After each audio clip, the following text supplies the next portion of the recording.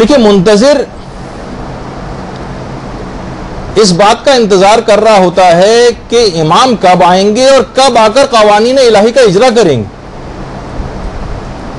کب آ کر امام خدا کے قوانین رائج کریں گے، کب امام آ کر عدل قائم کریں گے۔ یہ کیسے ممکن ہے کہ وہ آئندہ کے دنوں میں تو وہ منتظر اس بات کا انتظار کرے کہ امام کب قوانین الہی کا اجرا کریں گے، اور حال میں ان تمام احکامات کو ترک کر رہا ہو۔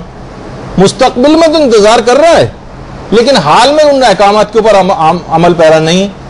اس کا مطلب ہے کہ یہ شخص اپنے آپ کو دھوکہ دے رہا ہے، یہ جھوٹا ہے، یہ منتظر امام ہے ہی نہیں۔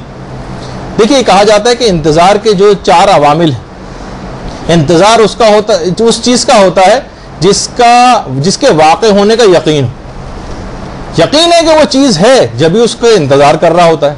جس کو یقین ہی نہیں ہو وہ انتظار کیوں کرے گا؟ یعنی جس قدر اس کا علم قوی ہوگا اسی قدر انتظار شدید ہوگا۔ یہ ہے سب، یعنی ایک چیز ہے، 4 عوامل ہوتے ہیں انتظار کے، اس میں سے پہلا عامل یہ ہے کہ انتظار اس چیز کا کیا جاتا ہے جس کے واقع ہونے کا یقین ہوتا ہے۔ کسی کو واقع ہونے کا یقین ہی نہ ہو، شک و شبہ اس کے دل میں پایا جاتا ہے، وہ انتظار بھی نہیں کرے گا۔ دوسرا عامل انتظار کا کیا ہوتا ہے؟ اس چیز کے وقوع کو قریب سمجھنا، یعنی جتنا اس کے وقوع کو دور سمجھے گا اتنا ہی انتظار ضعیف ہو جائے گا۔ مثلا 5 سال بعد اگر کسی کے ابا کو آنا ہے، آج گئے ہیں ملک سے باہر، 5 سال بعد آئیں گے، تو انتظار یہ بھی کرے گا لیکن ضعیف انتظار ہوگا کہ وہ بہت دور سمجھ رہا ہے، 5 سال بہت بڑا عرصہ ہے اب والد صاحب کے آنے میں۔ لیکن وہ کہے کہ والد صاحب جو ہے جہاز میں بیٹھ گئے اور کسی وقت آنے والے ہیں اور فلائٹ پہنچنے والی ہے، بار بار فون کر رہا ہے، جس کے وقوع کو بہت قریب سمجھے گا انتظار زیادہ شدید ہو جائے گا۔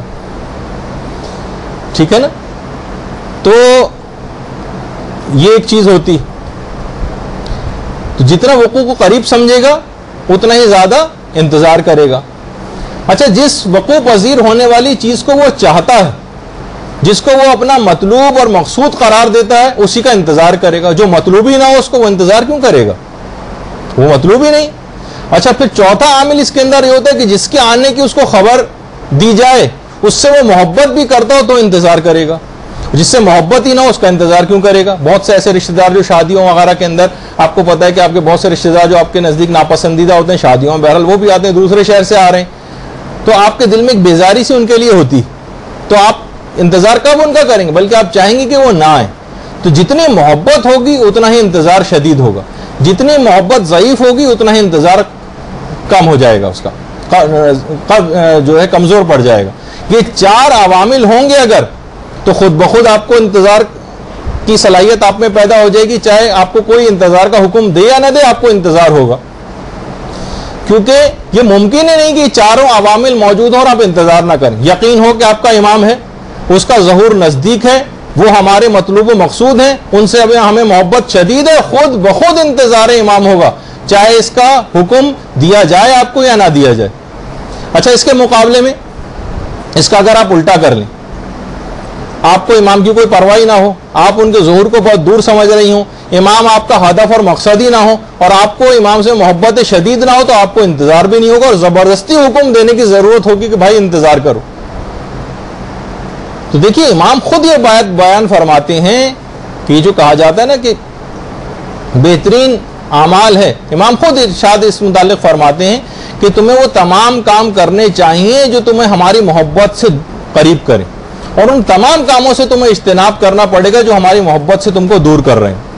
تمہاری کوئی بھی خبر ہم سے پوشیدہ نہیں۔